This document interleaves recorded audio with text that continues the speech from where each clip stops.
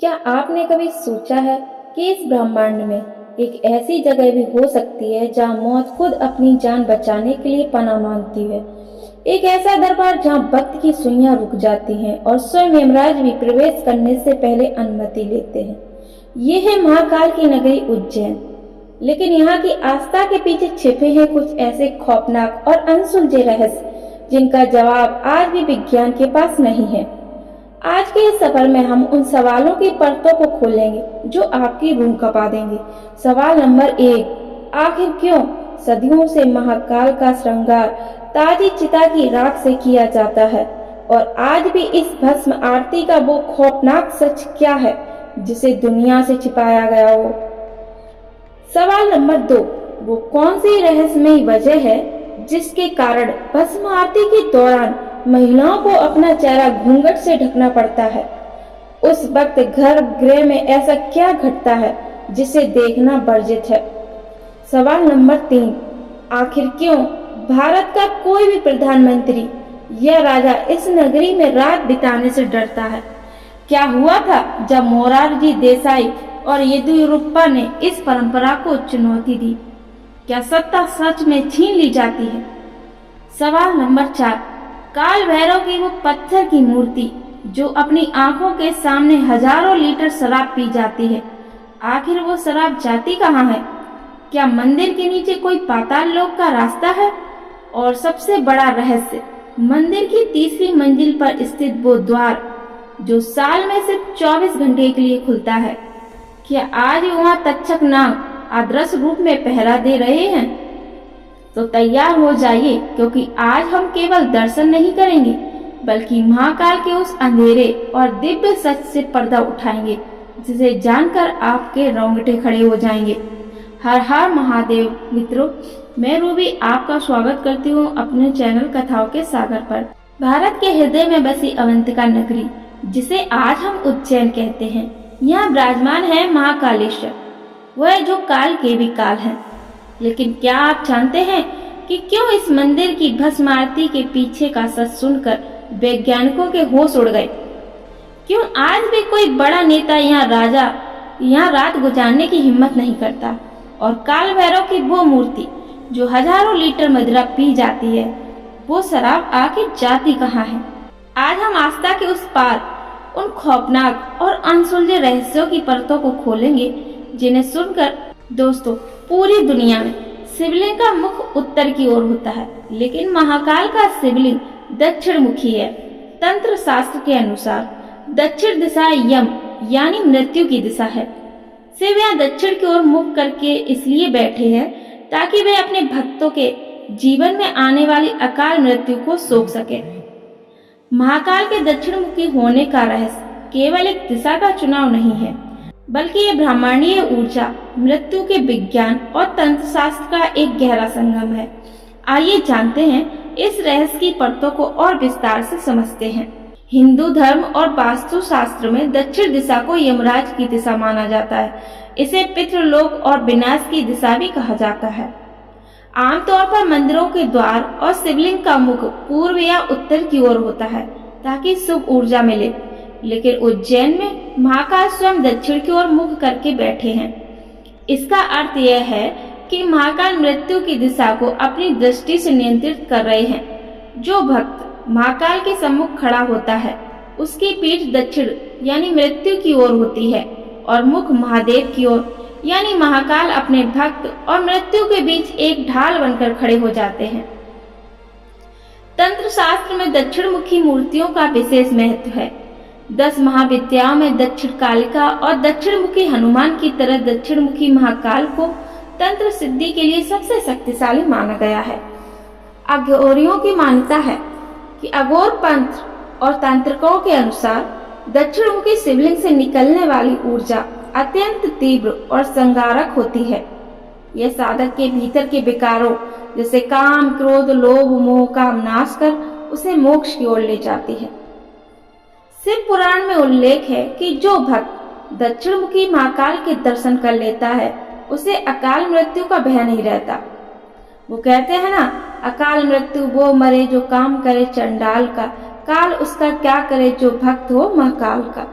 यह केवल एक कहावत नहीं है।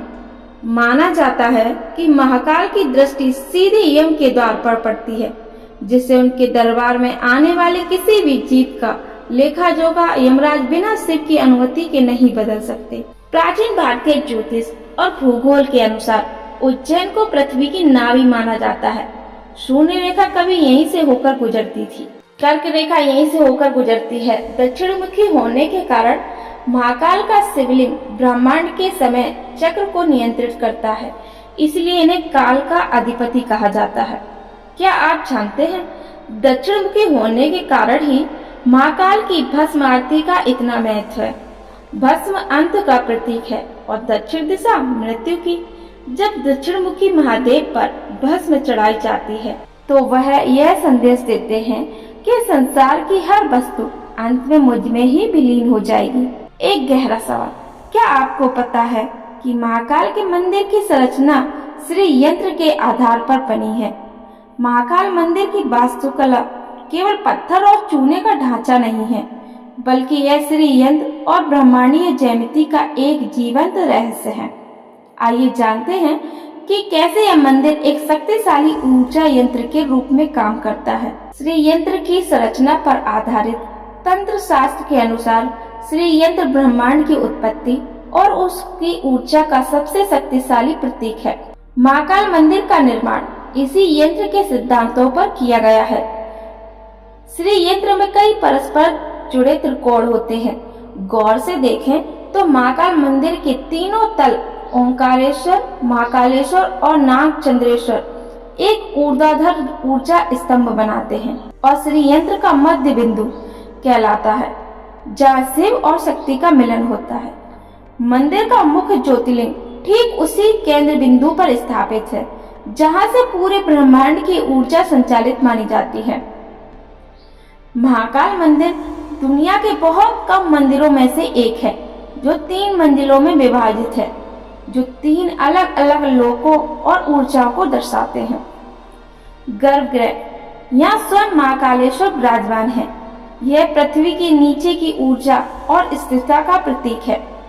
मध्य तल यानी आकाशलोक, यहाँ ओंकारेश्वर शिव का वास है।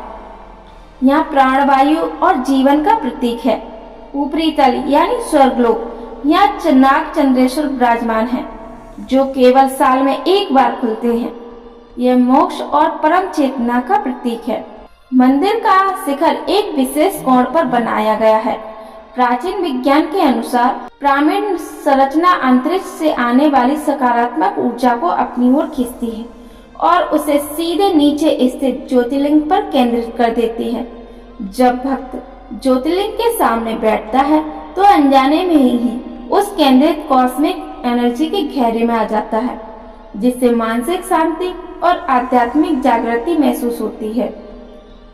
प्राचीन भूगोलवेत्ताओं ने उज्जैन को अनंतिका कहा है और इसे पृथ्वी का शून्य रेखा माना गया। महाकाल मंदिर की स्थिति ऐसी है कि सूर्य की किरणें और ग्रहों की चाल का इस पर सीधा प्रभाव पड़ता है। माना जाता है कि मंदिर के शिखर से एक आदर्श ऊर्जा रेखा निकलती है जो सीधे ब्रह्मांड के केंद्र से जुड़ती है। यही कारण है कि यहाँ की गई साधना कभी विफल नहीं होती। एक चौंकाने वाला तथ्य यह भी है कि वैज्ञानिक स्रोत बताते हैं कि महाकाल मंदिर के नीचे से बहने वाली शिप्रा नदी और मंदिर की भौगोलिक स्थिति मिलकर एक विशेष प्रकार का विद्युत चुंबकीय क्षेत्र पैदा करती है। यही कारण है कि भस्म आरती के समय मंत्रों के उच्चारण से जो कंपन पैदा होता है वह किसी भी व्यक्ति के शरीर के चक्रों को जागृत करने की क्षमता रखता है। महाकाल मंदिर की गहराई में सिर्फ आस्था ही नहीं बल्कि पत्थरों और अंधेरों के बीच दबे वो रास्ते भी हैं जिनके बारे में सुनकर आज भी पुरातत्व विभाग के विशेषज्ञ चकित रह जाते हैं। पाताल की ओर जाने वाले रास्ते उज्जैन के स्थानीय निवासियों और पुरानी पीढ़ी के पुजारियों के बीच यह बात बहुत मशहूर है कि महाकाल मंदिर के नीचे सुरंगों और गुप्त गुफाओं का एक पूरा जाल बिछा हुआ है। वो रास्ता जो कहीं नहीं रुकता। माना जाता है कि मंदिर के गर्भगृह के आसपास ऐसी गुप्त गुफाएं हैं जो सीधे पाताल लोक की ओर संकेत करती हैं। प्राचीन ग्रंथों में उल्लेख है कि महाकाल स्वयं पाताल के स्वामी हैं। कहा जाता है कि एक गुप्त रास्ता ऐसा भी था जो सीधे शिप्रा नदी के घाटों पर निकलता था। पुराने समय में राजा और साधु इन गुप्त रास्तों का इस्तेमाल युद्ध या गुप्त साधना के लिए किया करते थे। जूना महाकाल यानी पुराने महाकाल के पास एक ऐसी जगह बताई जाती है जिसे अब बंद कर दिया गया है। ऐसा माना जाता है कि मुगलों और बाहरी आक्रमणकारियों के हमलों के दौरान पुजारियों ने इसी गुप्त गुफा के जरिए असली ज्योतिर्लिंग को सुरक्षित छिपा दिया था। हैरान करने वाली बात यह है कि कई साल पहले जब मंदिर के कुछ हिस्सों की सफाई और खुदाई हुई तो वहाँ कुछ ऐसे द्वार मिले जो जमीन के काफी नीचे जाते थे, लेकिन ऑक्सीजन की कमी और डरावनी आवाजों के कारण मजदूर और विशेषज्ञ भी अंदर जाने की हिम्मत नहीं जुटा पाए। महाकाल मंदिर से कुछ ही दूरी पर राजा भृतहरि की गुफा है। स्थानीय किंवदंतियों के अनुसार एक ऐसी सुरंग मौजूद थी जो सीधे भृतहरि की गुफा को महाकाल के गर्भगृह से जोड़ती थी। भृतहरि जैसे महान योगी इसी गुप्त रास्ते से बाबा महाकाल के दर्शन करने आते थे ताकि उनकी तपस्या में कोई विघ्न न आए। आखिर क्यों बंद कर दिए गए ये रास्ते? आज इन रास्तों को कंक्रीट और भारी पत्थरों से सील कर दिया गया है। इसके पीछे दो मुख्य कारण दिए जाते हैं।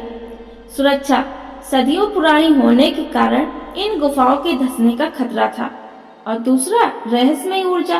कहते हैं कि इन गुफाओं में शुद्ध पुरुष और अघोरी आज भी आदर्श रूप से साधना करते हैं और आम इंसान का वहां जाना वर्जित है। दोस्तों, एक अंतिम डरावना सत्य। कहा जाता है कि इन सुरंगों में आज भी कुछ ऐसे द्वार हैं जिन पर विशेष तांत्रिक चिन्ह बने हुए हैं। कुछ लोगों का मानना है कि ये द्वार काल समय मतलब दूसरे आयाम में खुलते हैं। क्या पता, शायद इसीलिए इसे महाकाल कहा जाता है, जहाँ समय और स्थान का कोई अंत नहीं। दोस्तों, महाकाल की इस यात्रा में क्या आप उस रहस्य के बारे में जानते हैं कि शिप्रा नदी के तट पर होने वाले कुंभ और महाकाल के बीच क्या दिव्य संबंध है? चलिए ये भी जानते हैं। दोस्तों, महाकाल की नगरी और शिप्रा नदी का रिश्ता वैसा ही है जैसा शरीर और प्राण का। लेकिन क्या आप जानते हैं कि उज्जैन का सिंहस्थ कुंभ दुनिया के बाकी कुंभ मेलों जैसे प्रयाग, हरिद्वार, नासिक से बिल्कुल अलग है और कहीं ज्यादा रहस्यमयी है। इसका उत्तर छिपा है महाकाल की अमृत ऊर्जा और शिप्रा के उन घाटों में जहाँ स्वर्ग से बूंदें गिरी थी। शिप्रा जो पापों को केवल स्पर्श से हर लेती है। शास्त्रों में कहा गया है, अन्येषु स्थानेषु कृतं पापम तीर्था साधा विनश्यति, अर्थात दुनिया के बाकी तीर्थों में जाने से पाप धुलते हैं, लेकिन शिप्रा के बारे में मान्यता है कि इसका केवल स्पर्श करने या इसे देखने मात्र से ही मनुष्य के जन्म जन्मांतर के पाप भस्म हो जाते हैं, और इसीलिए इसे अमृतमयी नदी कही जाती है, क्योंकि समुद्र मंथन के समय अमृत की बूंदें यहाँ भी गिरी थी। उज्जैन के कुंभ को सिंहस्थ इसीलिए कहा जाता है क्योंकि यह तब होता है जब सिंह राशि में बृहस्पति और मेष राशि में सूर्य का प्रवेश होता है। ज्योतिष शास्त्र के अनुसार बृहस्पति ग्रह का गुरु है और सूर्य आत्मा का कारक। जब ये दोनों एक विशेष कोण पर होते हैं तो महाकाल मंदिर के ठीक ऊपर एक कॉस्मिक पोर्टल खुलता है। माना जाता है कि उस समय शिप्रा का नल साधारण पानी नहीं बल्कि साक्षात अमृत बन जाता है। कुंभ के दौरान शिप्रा तट पर जो सबसे डरावना और आदर्श दृश्य होता है वह है नागा साधुओं का आगमन। हजारों की संख्या में ये साधु अचानक कहां से प्रकट होते हैं और मेला खत्म होते ही न जाने कहां गायब हो जाते हैं। यह आज भी एक अनसुलझी पहेली है। माना जाता है कि ये साधु उन्हीं गुप्त गुफाओं और हिमालय की कंदराओं से निकलते हैं जिनका संबंध सीधे महाकाल के गर्भगृह से है। वे शिप्रा में स्नान कर सीधे महाकाल को अपनी विजय रिपोर्ट सौंपते हैं। उज्जैन को मोक्षदायिनी नगरी भी कहा जाता है। मान्यता है कि कुंभ के दौरान महाकाल अपनी दक्षिण मुखी दृष्टि से शिप्रा के जल को अभिमंत्रित करते हैं। जो व्यक्ति सिंहस्थ के दौरान शिप्रा में डुबकी लगाकर महाकाल के दर्शन करता है उसका काल चक्र कट जाता है। यानी उसे दोबारा इस मृत्यु लोक में जन्म नहीं लेना पड़ता। आपको ये जानकर हैरानी होगी कि शिप्रा उल्टी क्यों बहती है। पुराणों में उल्लेख है कि प्राचीन समय में शिप्रा की धारा कुछ स्थानों पर उत्तर की ओर बहती थी, जिसे उत्तर वाहिनी कहा जाता है। तंत्र शास्त्र में उत्तर वाहिनी नदी के तट पर की गई साधना को सबसे शक्तिशाली माना जाता है। महाकाल ने इसी तट पर बैठकर कई बार देवताओं को दर्शन दिए थे। मित्रों, महाकाल का हर कण, उज्जैन की हर गली और शिप्रा की हर लहर एक ही गूंज करती है कि यहाँ समय का अंत होता है और अनंत की शुरुआत।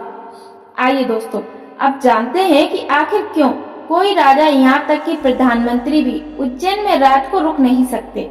उज्जैन का यह रहस्य राजनीति के गलियारों में किसी खौफनाक फिल्म की पटकथा जैसा लगता है, जिसे उज्जैन का श्राप कहें या महाकाल का अनुशासन। लेकिन इतिहास के आंकड़े इतने सटीक हैं कि बड़े बड़े राजनेता भी यहाँ रात बिताने के नाम से कांपते हैं। आइए इस रहस्य को विस्तार से समझते हैं। उज्जैन का सबसे बड़ा डरावना रहस्य, दो राजा एक नगर में नहीं रह सकते। लोक कथाओं और इतिहास के पन्नों में दर्ज है कि जो भी प्रधानमंत्री या मुख्यमंत्री उज्जैन की सीमा के भीतर रात गुजारता है, उसे अपनी कुर्सी गंवानी पड़ती है। उज्जैन की लोक मान्यता के अनुसार बाबा महाकाल ही इस नगरी के एकमात्र और स्थायी राजाधिराजा हैं। यहाँ की शासन व्यवस्था और न्याय प्रणाली आदर्श रूप से वही संचालित करते हैं। मान्यता है कि सिंहासन खाली करो कि जनता आती है की तर्ज पर यहाँ माना जाता है कि महाकाल के साम्राज्य में कोई दूसरा व्यक्ति खुद को राजा या शासक मानकर रात नहीं गुजार सकता। यदि कोई ऐसा करता है तो उसे अपनी सत्ता का त्याग करना पड़ता है। वैज्ञानिक और तांत्रिक दृष्टिकोण से जानते हैं, कुछ जानकारों का मानना है कि उज्जैन का भूचुंबकीय क्षेत्र और महाकाल की ऊर्जा इतनी तीव्र है कि सत्ता के मद में डूबा व्यक्ति इस ऊर्जा को संभाल ही नहीं पाता, जिससे उसके निर्णय और भाग्य प्रभावित होने लगते हैं। आइए जानते हैं कि इस बारे में इतिहास क्या गवाही देता है, वो घटनाएं जिन्होंने दुनिया को चौंकाया। मोरारजी देसाई 1979। भारत के चौथे प्रधानमंत्री मोरारजी देसाई एक बार उज्जैन आए और उन्होंने यहाँ रात्रि विश्राम किया। माना जाता है कि उसके अगले दिन ही उनकी सरकार के खिलाफ अविश्वास प्रस्ताव की स्थिति बनी और जल्द ही उनकी सत्ता चली गई। बीएस येदियुरप्पा 2011। कर्नाटक के कद्दावर नेता येदियुरप्पा जब मुख्यमंत्री थे तब उन्होंने उज्जैन में रात गुजारी थी। उससे ठीक 20 दिनों के भीतर उन्हें भ्रष्टाचार के आरोपों के चलते अपने पद से इस्तीफा देना पड़ा था। तीसरा है माधवराज सिंधिया और अन्य ग्वालियर राजघराने के राजा भी उज्जैन में कभी रात नहीं बिताते। कहा जाता है कि सिंधिया परिवार, जो खुद को शिव का अनन्य भक्त मानता है, इस मर्यादा का पालन सदियों से करता आ रहा है।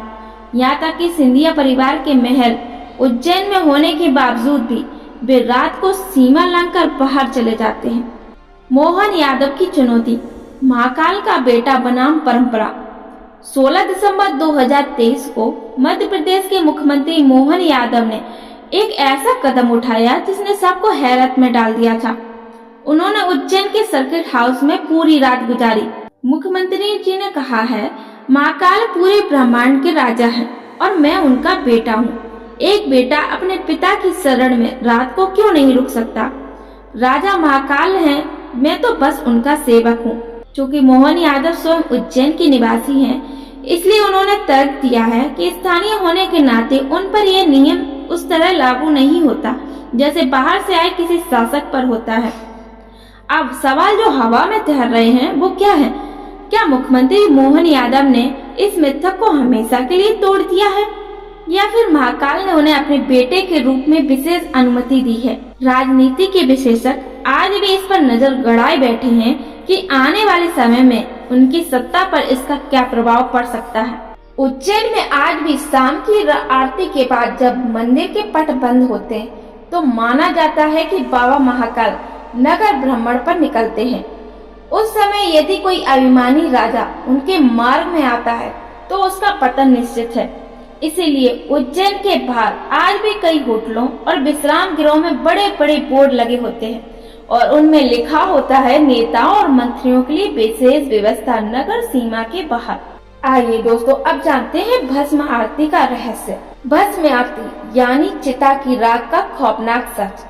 महाकाल की भस्म आरती केवल एक धार्मिक अनुष्ठान नहीं है, बल्कि ये जीवन और मृत्यु के बीच उस धुंधले पर्दे को हटाने वाली एक रहस्यमयी प्रक्रिया है। इसे दुनिया की सबसे डरावनी और साथ ही सबसे पवित्र आरती क्यों माना जाता है, आइए इसके पीछे खौफनाक और आध्यात्मिक सच की गहराई में उतरते हैं। सुबह के 4 बजे जब पूरी दुनिया सो रही होती है, महाकाल के गर्भगृह में शंखनाद होता है। सदियों से परंपरा थी कि ताजी चिता की भस्म से महादेव का श्रृंगार किया जाता था। प्राचीन काल से यह मान्यता रही है कि महाकाल मृत्यु के देवता हैं और उन्हें केवल वही भस्म प्रिय है जिसमें जीवन का अंतिम अंश मौजूद हो। सदियों तक यह नियम था कि उज्जैन के चक्र तीर्थ शमशान घाट पर उस रात जलने वाली पहली चिता की राख से ही बाबा का अभिषेक किया जाएगा। अघोरियों का मानना था कि जब इंसान जलकर राख होता है तो वह अपने सारे शारीरिक संबंधों से मुक्त हो जाता है। वही शुद्ध राख महादेव को अर्पित की जाती है। कहा जाता है कि पहले के समय में अघोरी साधु ताजी चिता की राख को एक कपड़े में छानकर सीधे गर्भगृह लाते थे। उस समय मंदिर का वातावरण इतना भारी और ऊर्जावान होता था कि कमजोर दिल वाले लोग वहां खड़े भी नहीं हो पाते थे। आज आधिकारिक तौर पर मंदिर प्रशासन का कहना है कि भस्म आरती में कपिला गाय के गोबर से बने कंडों, समी, पीपल और पलास और अमलतास की लकड़ियों को जलाकर तैयार की गई भस्म का उपयोग होता है। इसे महासुगंध कहा जाता है। लेकिन अघोरी पंथ का दावा है कि उज्जैन के शमशानों में साधना करने वाले कुछ गुप्त तांत्रिकों और अघोरियों का आज भी मानना है कि विशेष तिथियों जैसे महाशिवरात्रि या सावन के सोमवार पर गुप्त भस्म का प्रयोग किया जाता है। उनका कहना है कि शिव शमशानवासी हैं और बिना मानव भस्म के उनका श्रृंगार अधूरा है। हालांकि ये बात केवल रहस्यों के घेरे में है। दोस्तों, भस्म आरती के दौरान एक समय ऐसा आता है जब महिलाओं को अपना चेहरा ढकने या आंख बंद करने को कहा जाता है। इसका क्या कारण है? जिस क्षण भगवान महाकाल को भस्म अर्पित की जाती है वह उनका अत्यंत रौद्र और दिगंबर यानी बिना वस्त्र की रूप होता है। तंत्र शास्त्र के अनुसार उस समय निकलने वाली ऊर्जा इतनी प्रचंड होती है कि उसे सहन करना हर किसी के बस में नहीं होता। भस्म चढ़ाने के बाद ही महादेव का श्रृंगार किया जाता है और वे अपने मनमोहक रूप में आ जाते हैं। भस्म आरती हमें हर सुबह एक खौफनाक लेकिन जरूरी सबक देती है। जब डमरू की गूंज और शंखनाद के बीच महादेव पर राख की वर्षा होती है तो वह दृश्य बताता है कि आप चाहे कितने भी अमीर हो, सुंदर हो या शक्तिशाली, अंत में आप इसी राख का हिस्सा बनेंगे। मानता है कि जो व्यक्ति लगातार इस आरती के दर्शन करता है उसके मन में मृत्यु का भय सदा के लिए समाप्त हो जाता है। वह जान जाता है कि महाकाल के चरणों में जो राख है वही उसकी मंजिल है। क्या आप जानते हैं भस्म आरती में शामिल होने वाले पुरुषों को केवल धोती यानी शोला पहननी पड़ती है। शरीर के ऊपरी हिस्से पर कोई वस्त्र नहीं होता।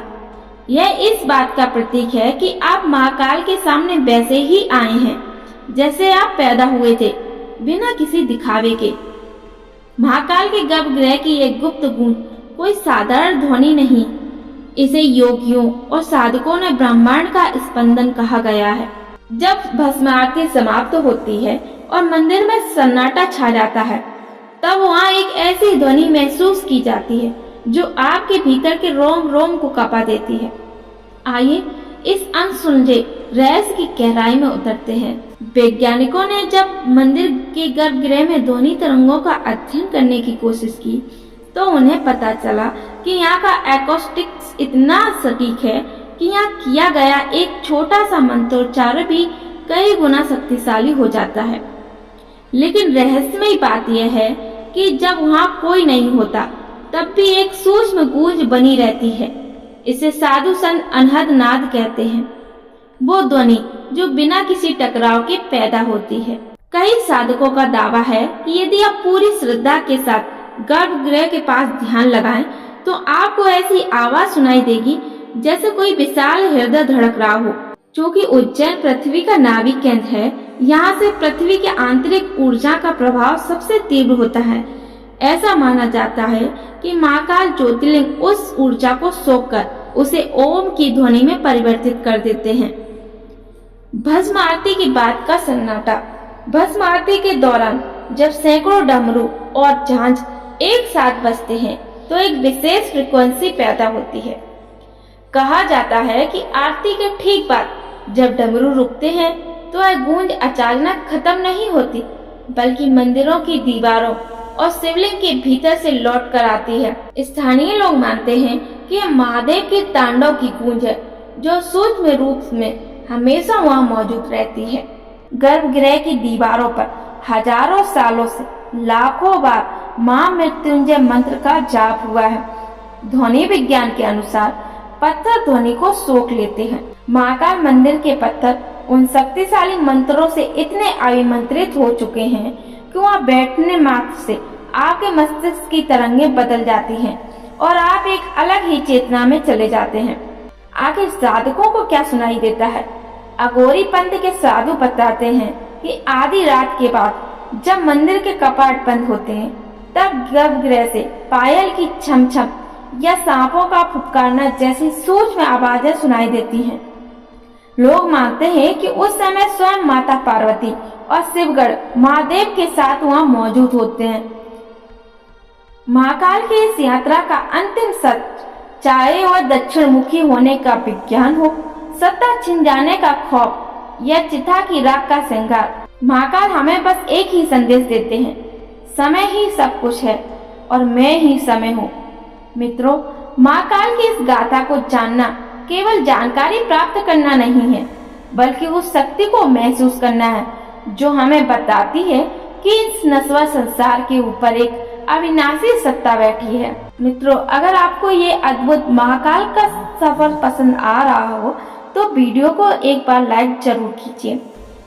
उज्जैन की पावन भूमि पर महाकालेश्वर अगर राजा हैं, तो भगवान काल भैरव यहाँ के कोतवाल। काल भैरव का मंदिर तंत्र साधना का सबसे बड़ा केंद्र है और यहाँ का सबसे बड़ा रहस्य है मूर्ति का मदिरापान करना। यह कोई अंधविश्वास नहीं, बल्कि एक ऐसी घटना है जिसे दुनिया भर के वैज्ञानिकों और शोधकर्ताओं ने अपनी आंखों से देखा और परखा है। आइए इस अनसुलझे विज्ञान और कैप्टन हंटर की उस खौफनाक किस्से को विस्तार से जानते हैं। काल भैरव जहाँ विज्ञान के तर्क घुटने टेक देते हैं। काल भैरव मंदिर में सदियों से भगवान को मदिरा यानी शराब अर्पित करने की परंपरा है। जब पुजारी मदिरा से भरा कटोरा मूर्ति के मुख से लगाते हैं, तो वह शराब धीरे धीरे गायब होने लगती है। हैरान करने वाला सच ये है कि मूर्ति के मुख में ना तो कोई छेद है, ना ही कोई नली। मूर्ति ठोस पत्थर की बनी है, फिर भी देखते ही देखते शराब का कटोरा खाली हो जाता है। मात्रा का कोई अंत ही नहीं। यहाँ हर दिन हजारों श्रद्धालु आते हैं और सैकड़ों लीटर शराब चढ़ाई जाती है। अगर यह शराब कहीं जमा हो रही होती तो अब तक मंदिर की नींव गीली हो जानी चाहिए थी या आसपास दुर्गंध आने लगती, लेकिन ऐसा कुछ नहीं होता। ब्रिटिश काल के दौरान एक अंग्रेज अफसर कैप्टन हंटर ने इसे एक बड़ा पाखंड माना। उसने ठान लिया कि वह इस धोखे का पर्दाफाश करेगा। उसने खुदाई का आदेश दिया। हंटर ने मंदिर के चारों ओर मूर्ति की नींव तक गहरी खुदाई करवा दी। उसका मानना था कि मूर्ति के नीचे कोई गुप्त नाली या सोखता गड्ढा होगा जहां सारी शराब जमा होती है। लेकिन काफी गहराई तक खोदने के बाद हंटर को कुछ नहीं मिला। मिट्टी पूरी तरह सूखी थी, ना कोई पाइप मिला, ना कोई नाली। लोक कथाओं के अनुसार इस घटना के बाद हंटर की मानसिक स्थिति पूरी तरह बिगड़ गई। उसे भयानक सपने आने लगे और उसे यह एहसास हुआ कि उसने किसी दिव्य शक्ति को चुनौती दी है। अंततः उसने हार मान ली। वह काल भैरव का भक्त बन गया और आज भी मंदिर के पास उस खुदाई के कुछ निशान देखे जा सकते हैं। कई साल पहले वैज्ञानिकों की एक टीम ने इस रहस्य को सुलझाने के लिए कलर टेस्ट करने की कोशिश की। उन्होंने शराब में खास रंग मिलाया ताकि अगर वह जमीन के अंदर कहीं जा रही हो तो उसका पता लगाया जा सके। वह रंग ना तो जमीन में मिला और ना ही पास की सिप्रा नदी के पानी में, वह बस गायब हो गया। कुछ वैज्ञानिकों का कहना है कि कैपिलरी एक्शन हो सकता है, लेकिन यह सिद्धांत तब भी फेल हो जाता है जब आप शराब की भारी मात्रा यानी हजारों लीटर और पत्थर की सघनता को देखते हैं। जब तलवारें भी छुप गईं, इतिहास कहता है कि औरंगजेब ने भी इस मंदिर को तोड़ने की कोशिश की थी, लेकिन जैसे ही उसके सिपाही मंदिर के करीब पहुंचे, वे अजीबोगरीब हरकतें करने लगे। कुछ अंधे हो गए तो कुछ आपस में ही लड़ने लगे। हार मानकर औरंगजेब को वापस लौटना पड़ा और कहते हैं कि उसने भी यहाँ दीप प्रज्वलित करवाया था। इससे यही निष्कर्ष निकलता है कि विज्ञान जहाँ खत्म होता है वहाँ से महाकाल शुरू होते हैं। काल भैरव का यह चमत्कार हमें याद दिलाता है कि ब्रह्मांड में ऐसी कई ऊर्जाएं हैं जिन्हें हम अपनी मशीनों से नहीं नाप सकते। यह शराब का चढ़ना दरअसल तामसिक प्रवृत्तियों के समर्पण का प्रतीक है। भक्त अपनी बुराइयां भगवान को सौंप देता है और बदले में शांति लेकर घर लौटता है। दोस्तों, क्या आप कभी महाकाल या काल भैरव मंदिर गए हैं? अगर गए हैं तो कमेंट में हर हर महादेव जरूर लिखें। महाकाल मंदिर के सबसे ऊपरी शिखर पर स्थित नाग चंद्रेश्वर मंदिर का रहस्य किसी फंतासी फिल्म की कहानी से कम नहीं है। यह मंदिर साल के 364 दिन बंद रहता है और केवल नाग पंचमी के दिन ही मात्र 24 घंटे के लिए इसके पट खोले जाते हैं। आइए इस रहस्यमय मंदिर, वहाँ के आदर्श पहरेदारों और तक्षक नाग की उस प्रतिज्ञा के बारे में विस्तार से जानते हैं। नाग चंद्रेश्वर, जहाँ आज भी तक्षक का शासन चलता है, 24 घंटे का दुर्लभ द्वार। महाकाल मंदिर 3 खंडों में विभाजित है। सबसे नीचे महाकालेश्वर, बीच में ओंकारेश्वर और सबसे ऊपर शिखर पर विराजमान है भगवान नाग चंद्रेश्वर। साल भर इस मंदिर की सीढ़ियों पर ताला लटका रहता है। नाग पंचमी की आधी रात 12 बजे विशेष पूजा के साथ इसके द्वार खुलते हैं और अगले दिन रात 12 बजे इसे फिर से 1 साल के लिए सील कर दिया जाता है। कहा जाता है कि इस एक दिन के दर्शन से व्यक्ति की कुंडली के सभी सर्प दोष और काल सर्प दोष हमेशा के लिए समाप्त हो जाते हैं। पौराणिक कथाओं के अनुसार सर्पों के राजा तक्षक ने भगवान शिव को प्रसन्न करने के लिए घोर तपस्या की थी। जब भोलेनाथ प्रकट हुए तो तक्षक ने वरदान मांगा कि वे उनके सानिध्य में रहना चाहते हैं, लेकिन एक शर्त पर कि उनके एकांत में कोई विघ्न न डाले। महादेव ने उन्हें उज्जैन के महाकाल शिखर पर स्थान दिया। तब से यह माना जाता है कि तक्षक नाग यहाँ आदर्श रूप में वास करते हैं। केवल एक दिन नाग पंचमी पे भक्तों को दर्शन देने की अनुमति देते हैं, बाकी समय वे अखंड साधना में लीन रहते हैं। नाग चंद्रेश्वर मंदिर में स्थापित प्रतिमा अद्भुत और अद्वितीय है। दुनिया भर में शिव की मूर्तियां अक्सर नंदी पर या बैठी मुद्रा में होती हैं, लेकिन यहाँ भगवान शिव और माता पार्वती एक विशाल 7 फन वाले नाग के आसन पर विराजमान है। यह प्रतिमा 11वीं शताब्दी की बताई जाती है और माना जाता है कि इसे नेपाल से लाया गया था। इस ऐसी नक्काशी और मुद्रा पूरे भारत में कहीं और देखने को नहीं मिलती। क्या आज भी वहाँ आदर्श नागों का पहरा है? चलिए जानते हैं इस रहस्य को। मंदिर के पुजारियों और वहाँ रात में ड्यूटी करने वाले सुरक्षा कर्मियों के अनुभव रोंगटे खड़े कर देने वाले हैं। लोग कहते हैं कि जब मंदिर बंद होता है तभी रात के सन्नाटे में वहाँ से सांपों के फुफकारने की आवाजें सुनाई देती हैं। अघोरियों का मानना है कि मंदिर के गर्भगृह के नीचे एक छोटा गुप्त छेद है जो सीधे पाताल लोक से जुड़ा है। बाकी के 364 दिन तक्षक नाग और उनके सैनिक नाग इसी मंदिर के आदर्श कोनों में पहरा देते हैं ताकि कोई अशुद्ध शक्ति ऊपर ना आ सके।